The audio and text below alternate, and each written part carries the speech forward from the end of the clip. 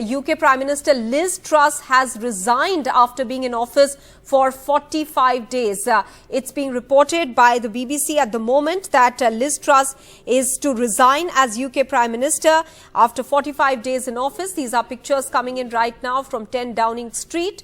Live pictures coming in there. Perhaps we are expecting now Liz Truss to come out and inform the public about her decision. This comes after two of the ministers in her cabinet were sacked or resigned. First, the finance minister or the chancellor of the exchequer, Kwasi Kwarteng, was sacked by Liz Truss. He was called back from the IMF meetings in Washington, DC and asked to step down over the controversy on the mini budget. After which, yesterday, Suella Braverman, the UK Home Secretary, also resigned, and now the situation for UK Prime Minister Liz Truss becoming untenable.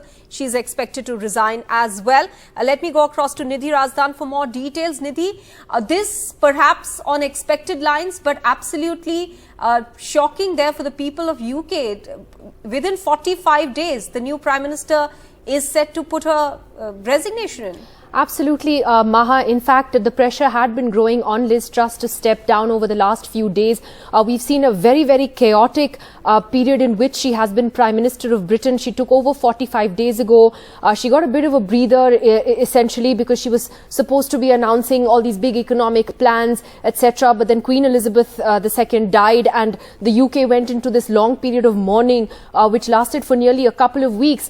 And then everything that she had said that she would do, she had to walk back on that. There were a number of U-turns that she ended up doing. Essentially, everything she said that Rishi Sunak was proposing that was wrong is exactly what she had to implement. Her economic policy, these big tax cuts that she had announced through her Chancellor of the Exchequer at the time, Kwasi Kwarteng, that led to a complete sort of chaos in the UK markets. We saw the pound, the British pound, plummet against the dollar.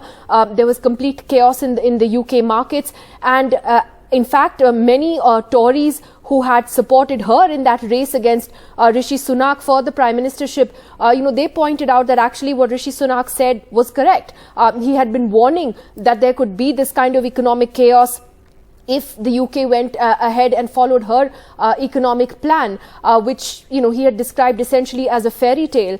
She had to walk back from that. She ended up sacking the Chancellor, Kwasi Kwarteng, which many believed, was essentially throwing him under the bus. And then a fresh crisis erupted. As you pointed out, Suella Braverman, her Home Secretary, resigning yesterday. And since then, we have seen reports in the British media of more and more Tory MPs and ministers saying that they don't have any confidence in her any longer. And that has now precipitated her resignation. The Tories are in big trouble at the moment because all surveys in the UK are showing that they will lose the elections very badly if the general elections were held today. So if, they were held today, the Labour Party led by Keir Starmer would actually win very comprehensively. And that has really spooked the Tories. The question now is, will there be an early general election in the UK?